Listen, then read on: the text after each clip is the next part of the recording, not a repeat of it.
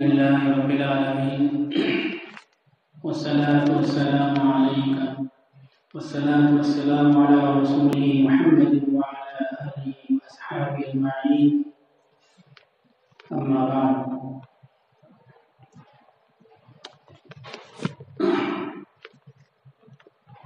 قال الله تعالى: أعوذ بالله من الشيطان الرجيم بسم الله الرحمن الرحيم ويحل لهم الطيبات ويحرم عليهم الخبائث.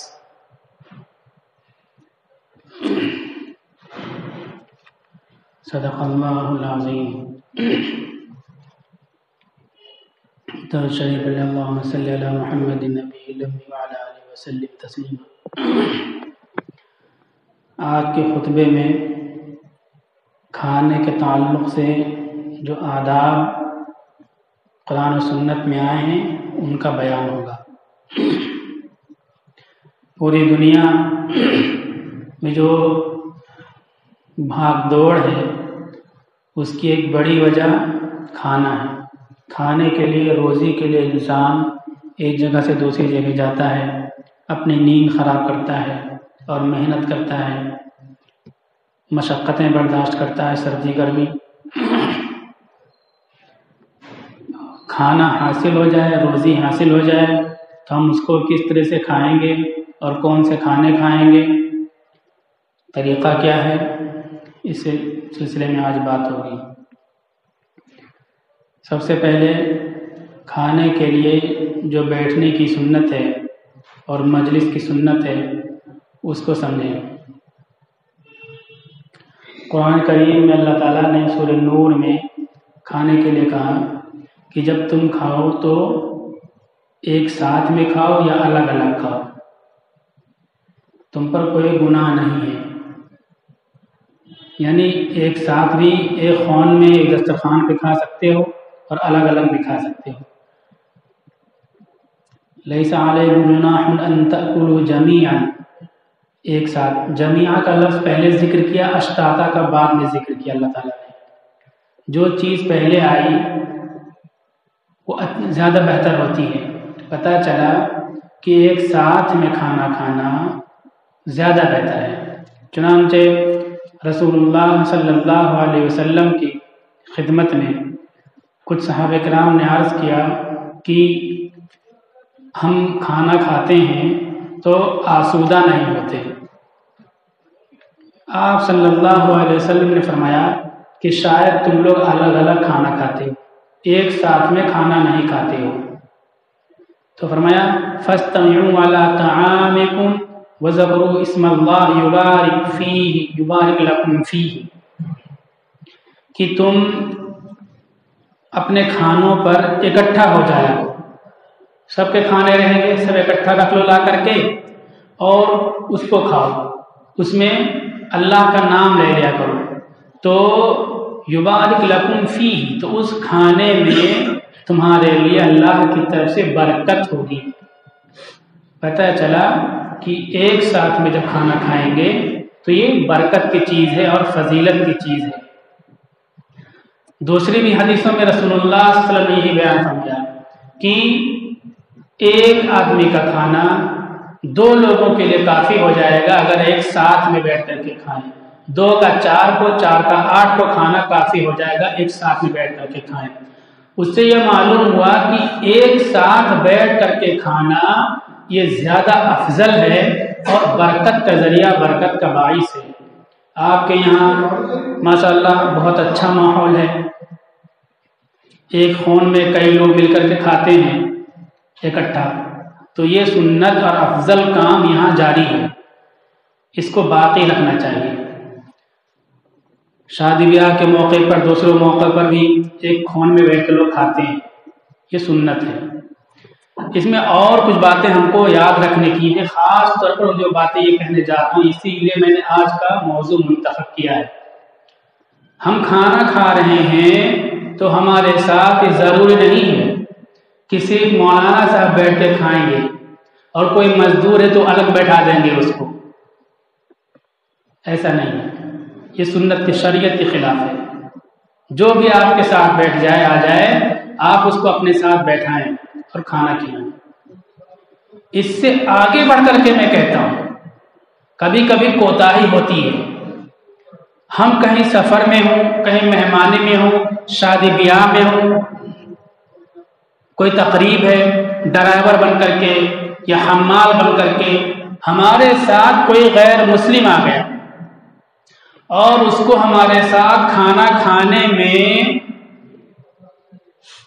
ناگواری نہیں محسوس ہوتی، وہ برا نہیں مانتا، تو اس کو ہم اپنے ساتھ اپنے VIP دسترخوان پر بیٹھا کر کے کھانا کھلائیں۔ اس سلسلے میں ہم لوگوں سے کوتاہی ہوتی ہے۔ پہلی بات، ہمارے ملک کے حالات ایسے ہیں، ایسی سوچ پیدا کر دی گئی ہے کہ 2 طبقے کے لوگ ایک دسترخوان پہ کھانا نہیں کھا سکتے، اور جو شوشت ورگ ہیں، ستائے ہوئے لوگ ہیں، ان کو تو اچھوت بنا دیا گیا، ناپاک سمجھ لیا گیا، ان کو بالکل دور کر دیا گیا۔ یہ دوسرے لوگوں کی سوچ ہے۔ اسلام تمام انسانوں کو عزت دیتا ہے اور انسان مانتا ہے اور ایک ماں باپ کی اولاد کہتا ہے۔ اس لیے اسلام کے اس تصور کے مطابق ہم کو کمزور طبقوں کو، کمزور برادریوں کو، دوسرے مذاہب کے لوگوں کو اپنے دسترخوان پر بیٹھا کر کے کھانا کھلانا چاہیے۔ یہ کوئی معمولی بات نہیں ہے، بہت بڑی بات ہے۔ دیکھنے میں کھانے کی چھوٹی سی چیز ہے، لیکن اس کے نتیجے میں ایمان نصیب ہو جاتا ہے۔ جس کو آپ نے اپنے دسترخوان پر اپنے پلیٹ میں بیٹھا کر کے کھانا کھلایا، اس کو ایمان اور اسلام کی دولت مل جاتی ہے۔ اس پر بے شمار مثالیں ہیں۔ 1-2 مثالیں دوں گا، بھول جاؤ تو یاد دلا دینا۔ ایک مثال مولانا عبدالحلیم صاحب ہیں، یہ حضرت شیخ الحدیث مولانا زکریا صاحب رحمۃ اللہ علیہ کے خلیفہ ہیں، جن کی فضائل اعمال ہم لوگ پڑھتے ہیں، ان کے خلیفہ ہیں۔ ان کے باپ دادا جو ایمان لائے، کھانے کی بنیاد پر ایمان لائے۔ بھائی، کچھ لوگوں کے یہاں ایسا کہ کھانا چھپا کر کے کھاؤ، کوئی دیکھ نہ نظر نہ پڑ جائے۔ بھائی گھر میں کھانا کھا رہا، دوسرا بھائی آ گیا تو دیکھ لیا کھانا، تو بھائی ناراض ہو گیا کہ میں کھانا کھا رہا، تم آ کے جھانک لیا میرے کھانے کو، کھانا خراب کر دیا میرا۔ تو اسی بنیاد پر کہ ایک مذہب اسلام ہے کہ ہر کوئی دسترخوان پر بیٹھ جاتا ہے، ایک دوسرے کا جھوٹا پی لیتے ہیں، جھوٹا کھا لیتے ہیں، یہاں تو بھائی کو بھائی سے دوری ہے، بھائی بھائی سے چھپا کر کے کھانا کھاتا ہے۔ انہوں نے بولا بھائی آپ کا نہ میں کھانا دیکھوں گا نہ کچھ کروں گا، اب میں آپ کا گھر بھی نہیں دیکھوں گا، میں تو اب چلا۔ انہوں نے جا کر کے اسلام قبول کر لیا، اور انہیں کے خاندان سے مولانا عبدالحلیم شاہ، یہ جونپور والے ہیں، بریلی کے مدرسے کے بانی ہیں، شیخ الحدیث مولانا زکریا صاحب کے خلیفہ ہیں۔ کھانا چھوٹی چیز نہیں، یہ بہت بڑی بات ہے۔ دوسری مثال مولانا کلیم صدیقی صاحب کے ہاتھ پر ایک ایمان قبول کرنے والے گندگی صاف کرنے والے کی ہے۔ اپنے کسی میزبان کے یہاں پہنچے تو کھانا کھانے لگے، تو دیکھا کہ وہ صفائی کر رہا ہے، وہ ٹہل رہا ہے ادھر، تو پوچھا تو بتایا یہ صفائی کرنے والا کرمچاری ہے۔ اس کو بلایا، کہا کھانا کھا لو، وہ ڈر رہا تھا کہ اتنے صاف ستھرے ہم تو مطلب صفائی کرنے والے ہیں، ہم کو کھانے کے لیے مولانا بلا رہے ہیں۔ مولانا پکڑ کے لے گئے، ہاتھ دھلایا اور ساتھ میں بیٹھا لیا۔ وہ سمجھ میں اس کے نہیں آ رہا تھا کہ ایک ہم کو یہ انسان سمجھ رہے ہیں، اپنے ساتھ بیٹھا رہے ہیں، مذاق کرے کہ کیا کر رہے ہیں۔ پھر مولانا اصرار کرتے رہے کہ کھاؤ کھاؤ کھاؤ، کھانا چالو کیا، اس نے اس کو کھایا، ان کا پلیٹ اپنے پلیٹ میں سالن مولانا نے پلٹ لیا اور اس کا جھوٹا مولانا نے کھا لیا۔ تو وہ بتاتے ہیں کہ میرا نوالہ اندر اتر نہیں رہا تھا کہ یہ کیا معاملہ ہے، اتنی زیادہ اسلام میں انسانیت ہے، اتنی محبت ہے۔ پھر انہوں نے وہیں کلمہ پڑھا، کلمہ پڑھنے کے بعد پڑھائی کی، پھر JNU سے PhD کیا۔ PhD کے لیے جو سبجیکٹ انہوں نے سلیکٹ کیا وہ یہ تھا کہ انسانیت پر محمد صلی اللہ علیہ وسلم کے احسانات، کمزور سے کمزور انسانوں کو آپ نے کتنی بلندی دی اور کس طرح سے اٹھایا، یہ سبجیکٹ چنا۔ اس سبجیکٹ پر، اس ٹاپک پر رجسٹریشن نہیں ہو رہا تھا، تو جو وزیر تعلیم ہے، شکشا منتری ہے، ان سے سفارش لکھوائی اور اس موضوع پر کتاب لکھی، انہوں نے پی ایچ ڈی کی کہ پوری انسانیت کو، جتنے بھی دبے کچلے لوگ ہیں، سب کو کس کس طرح سے اسلام نے آگے بڑھنے کا موقع فراہم کیا۔ کھانے کی چھوٹی سی بات دیکھنے میں۔ اب ایک تیسری مثال، ہم لوگوں کو جو ایمان کی دولت ملی ہے، بڑی تعداد ایسی ہے، لاکھوں کی تعداد میں مسلمانوں کی، جو حضرت خواجہ غریب نواز اجمیری رحمت معین الدین چشتی اجمیری رحمت اللہ علیہ کے ذریعے سے اسلام ملا ہم کو۔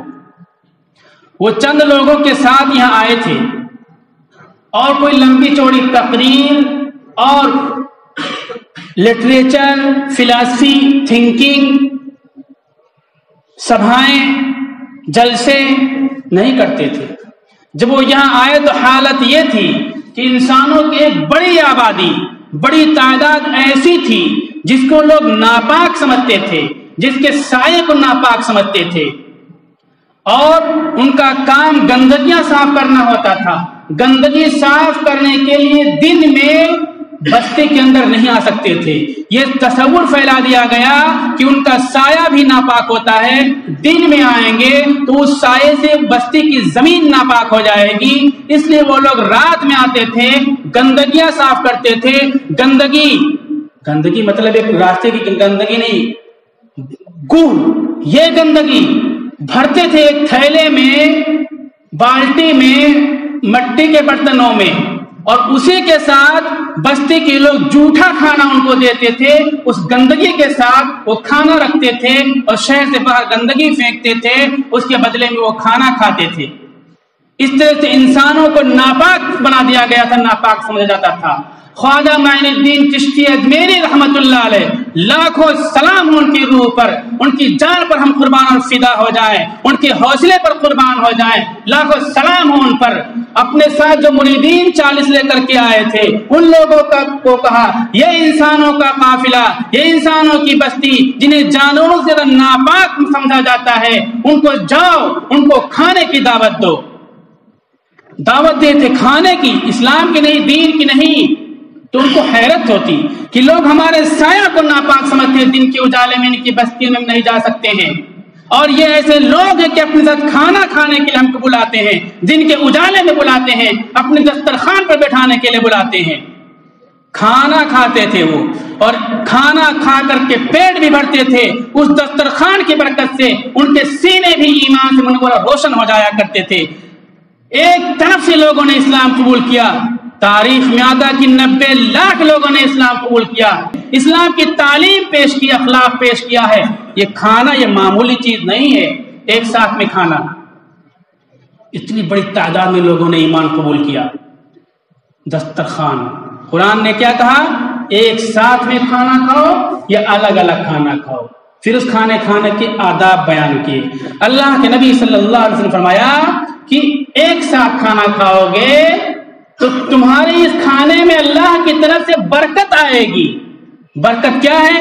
1 کا 2، 2 کا 4، 4 کا 8 کافی ہو جائے۔ ایک دوسری برکت یہ ہے کہ جو تمہارا دشمن ہے، جو تمہاری دکانوں میں آگ لگانے کے لیے آتا ہے، تمہارے گلے کاٹنے کے لیے آتا ہے، تمہاری بچوں کو زندہ آگ میں بھوننے کے لیے آتا ہے، اس کے دل نرم پڑ جائیں گے، وہ تمہارا دست و بازو بن جائے گا، اس کے سینے ایمان کی روشنی سے منور ہو جائیں گے۔ یہ بھی برکت ہے، یہ بھی برکت ہے کہ اس کی برکت سے تم کو بیماریاں نہیں ہوں گی۔ یہ کھانا تمہارے لیے بیماری اور شوگر اور دنیا بھر چیزیں نہیں بنیں گی، بلکہ بیماریوں کا اس میں علاج ہوگا، تمہاری صحت تندرستی کا ذریعہ اور باعث ہوگا۔ خاص طور پر میں یہی بات بولنے کے لیے آج میں نے کھانے کا موضوع منتخب کیا ہے کہ ہم ساتھ میں کھانا کھاتے ہیں۔ مالوا کے اندر، یہاں اجین کے اندر یہ بہت بڑی اچھائی ہے کہ ایک ساتھ میں کئی لوگ مل کر کے کھانا کھاتے ہیں۔ آپ لوگوں کو مبارکباد دیتا ہوں، اسی کے ساتھ وہ پہلو جو ہے اس پہ دھیان دیجیے۔ ہمارے پاس ہمارے ساتھ کوئی بھی ہو، کسی بھی مذہب سے تعلق رکھتا ہو، کیسے ہی اس کا لباس ہو، اس کے مذہبی تمدن کچھ بھی ہو، اگر اس کو برا نہیں لگتا ہے تو رسول اللہ صلی اللہ علیہ وسلم کی سنت جان کر کے، خواجہ معین الدین چشتی اجمیری کی دعوت کا طریقہ جان کر کے، اور جو میں نے بزرگوں کا نام لیا ان لوگوں کا طریقہ سمجھ کر کے اس کو اپنے دسترخوان پر بیٹھائیے، کہ بھائی بیٹھیے ہمارے ساتھ اور کھانا کھائیے، آپ ہمارے بھائی ہو، ہمارے مذہب کی تعلیم یہ ہے، کھانا کھلائیے۔ 90 لاکھ لوگ ایمان لائے، معمولی بات ہے۔ اور ابھی جو مولانا کلیم صدیقی صاحب کو گرفتار کیا، جیل میں ڈالا، ان کی رپورٹ کہتی کہ 5 لاکھ لوگوں نے ان کے ہاتھ پہ ایمان قبول کیا۔ یہ چیزیں اعلان کر کے کسی پتھر پہ لکھ کر کے نہیں آتی ہیں، یہ دسترخوان کی برکت ہے، کھانے کی برکت ہے۔ مولانا کے خلاف جب گرفتاری کا معاملہ ہوا، سب سے زیادہ قوت کے ساتھ جس نے آواز اٹھائی وہ ایک افسر تھا۔ وہ یہ کہتا تھا کہ مجھے حیرت ہوتی ہے، اتنا صاف ستھرا کپڑا پہنے ہوئی ہوں، اتنی اچھی میری سیلری ہے، اگر کوئی جان جائے کہ میں کس ذات سے تعلق رکھتا ہوں تو میرے پاس بیٹھنا گوارا نہیں کرتا، لیکن مولانا کلیم صدیقی صاحب نے ہمارا جوٹا اٹھا کر کے پانی پی لیا، اس لیے میں ان کے لیے احتجاج کروں گا، پردرشن کروں گا اور آگے بڑھوں گا۔ کھانا کھانا ساتھ میں یہ معمولی چیز نہیں، سنتوں کو ہم معمولی سمجھتے ہیں۔ تو ہم کو اور بھی آداب کھانے کے بتانے تھے، لیکن ایک پوائنٹ پر میں آ کر کے رک گیا۔ کیا ایک ساتھ میں کھانا کھانا چاہیے؟ الگ الگ بھی کھا سکتے ہیں، لیکن ایک ساتھ میں کھانا کھانا افضل ہے۔ دسترخوان پر کسی کو بھی الگ نہ کیا جائے، کوئی اپنے مذہب سے تعلق رکھتا ہو یا دیگر مذہب سے تعلق رکھتا ہو، حتیٰ کہ جھوٹا بھی پینا چاہیے۔ زمین سے پانی آتا ہے، پائپ سے پانی آتا ہے، کیچڑ اس میں لگے ہوتے ہیں، وہ ہم پی لیتے ہیں۔ اسلام یہ کہتا ہے کہ انسان کا جھوٹا کسی بھی مذہب سے تعلق رکھتا ہو بالکل پاک ہے۔ تو آپ کے یہاں ماشاءاللہ یہ چیز بھی پائی جاتی ہے، ایک گلاس میں کئی لوگ پانی پیتے ہیں، کوئی غیر مسلم ہمارے ساتھ بیٹھا ہوا ہو اس کا جھوٹا پی لیں، اس کے پیالے میں ہم پی لیں، یہ کوئی برا نہیں بلکہ سنت ہے، سنت ثابت ہے۔ روایتوں میں، حدیثوں میں سب جگہ یہ باتیں آتی ہیں۔ ایک پیالہ ہے، اس میں دودھ ہے، سب ایک لائن سے پانی کو دودھ پیے چلے جا رہے ہیں۔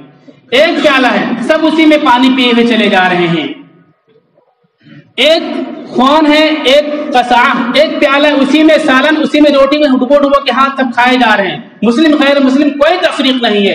اللہ کے نبی نے نمونہ دے دیا اور خواجہ معین الدین چشتی اجمیری نے کر کے دکھا دیا کہ تم اسی ایک سنت کو پکڑ لو تو ایک طرف سے اسلام کی ہوا چل جائے گی، اور جو لوگ تمہاری گردنیں کاٹنے کے لیے، تمہاری دکانیں جلانے کے لیے آتے ہیں، وہ اسلام کے سپاہی بن جائیں گے، دین کے دائی بن جائیں گے۔ اس لیے ایک ہی پوائنٹ پر آج میں روکتا ہوں، وہ یہ ہے کہ ساتھ میں کھانا کھائیں، کھاتے بہت اچھا ہے۔ ہمارے دسترخوان پر کوئی غریب ہو، کوئی محتاج ہو، کوئی محنت کرنے والا، کام کرنے والا ہو، دوسرے سماج سے تعلق رکھتا ہو، کمزور سماج سے تعلق رکھتا ہو، گندگی اٹھانے والے سماج سے تعلق رکھتا ہو، اس کا جھوٹا پاک ہے، اس کو بھی دسترخوان پہ ساتھ میں بیٹھایا جائے، اس سنت کو زندہ کیا جائے۔ اللہ تعالیٰ عمل کی توفیق عطا فرمائے۔